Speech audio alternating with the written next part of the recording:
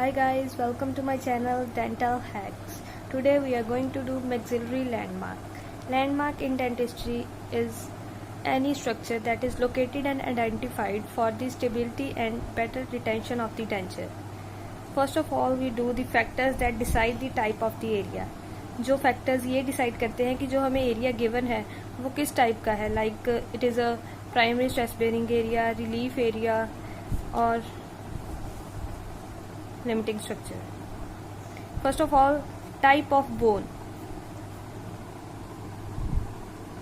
Type of bone means whether it is a cortical bone or spongy bone. Cortical bone, as you know, is a hard bone. Hard bone. That means we can apply pressure on it.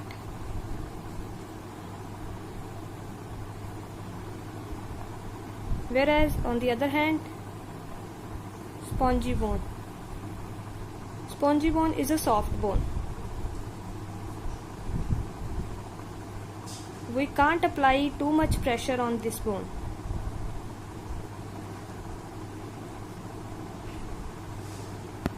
Second is type of mucosa.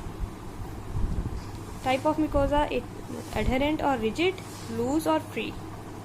If there is adherent or rigid mucosa, we can apply pressure. But if there is a loose or free mucosa, we can't apply too much pressure because there will be pain sensation. Patient will feel pain in that area on applying the pressure. Third is direction of forces. Direction of forces means हम कौन सी force लगा रहे हैं उस area पे, whether it is perpendicular or horizontal. Perpendicular, like in posterior areas we apply perpendicular force. Our two fingers are placed on the maxillary tuberosity.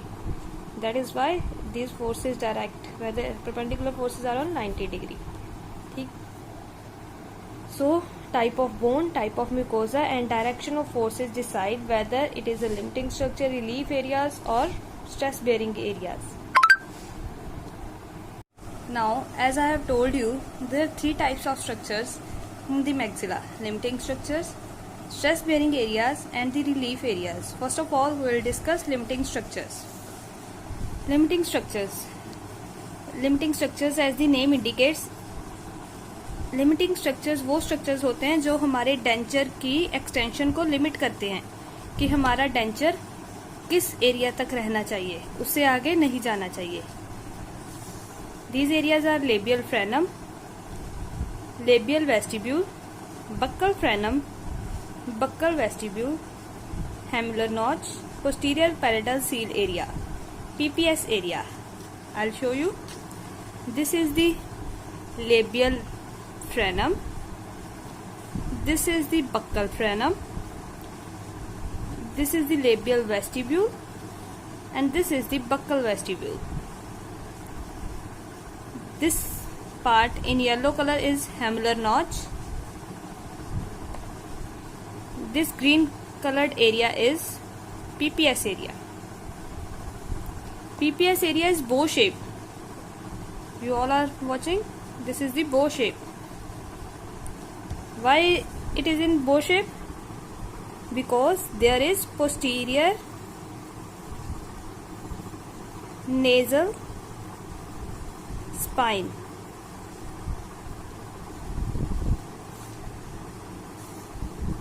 Present in this area. This posterior nasal spine is bow in shape. That is why this area is bow shaped. Our denture posteriorly extends till PPS area.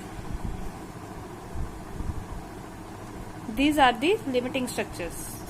Our denture will not exceed these structures. अगर हमारा denture PPS area से आगे चला जाएगा तो patient को gagging होगी और जो हमारे डेंचर की है वो भी, उसकी स्टेबिलिटी भी कॉम्प्रोमाइज हो जाएगी. Now second is stress bearing areas. Stress bearing areas, as the name indicates, जहां पर हम प्रेशर अप्लाई कर सकते हैं. These are of two types: primary stress bearing areas and secondary stress bearing areas.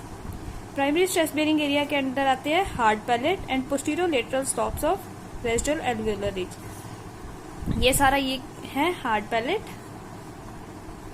और posterior lateral slopes of residual alveolar ridge. इन पे हम क्या है प्रेशर लगा सकते हैं. Secondary stress bearing areas are the rugae और maxillary tuberosity.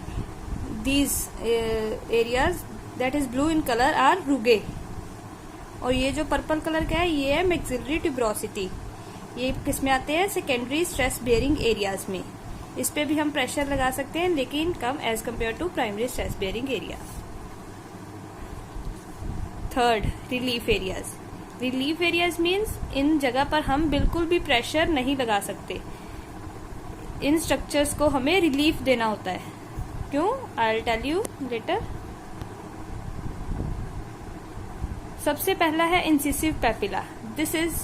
This yellow coloured circle is orange colour circle is incisive papilla.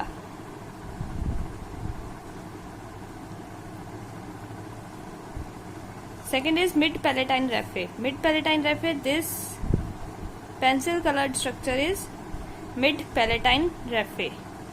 Third one is fovea palatina. Fovea palatina, these two rounded structures, these are called fovea palatina. These all are relief area. अब हम इंसिसिव papilla को relief area में क्यों रखते हैं? क्योंकि इसमें से नेजो पैलेटाइन डक्ट्स पास होती हैं. क्या पास होती है? नेजो palatine ducts. नेजो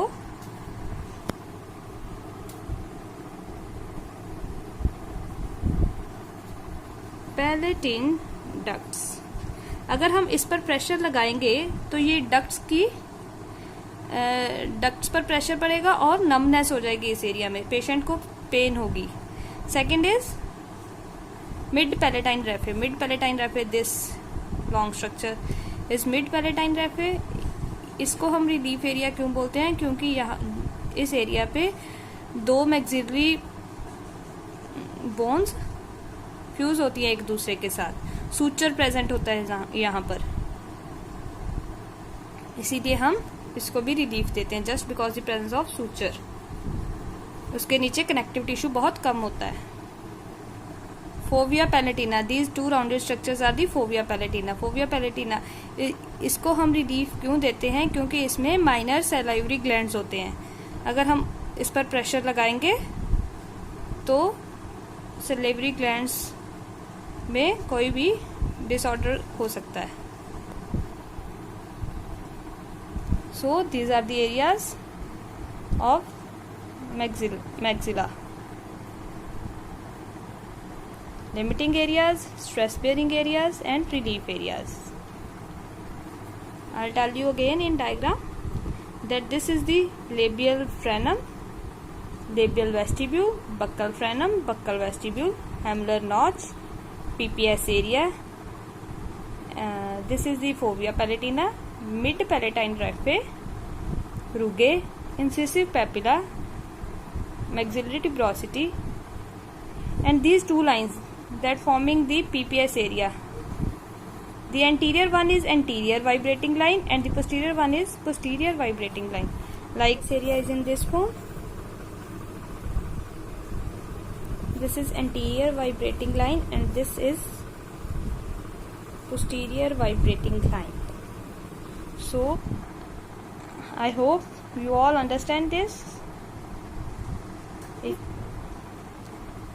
Thank you so much. Please like my video, do subscribe and share if you like it.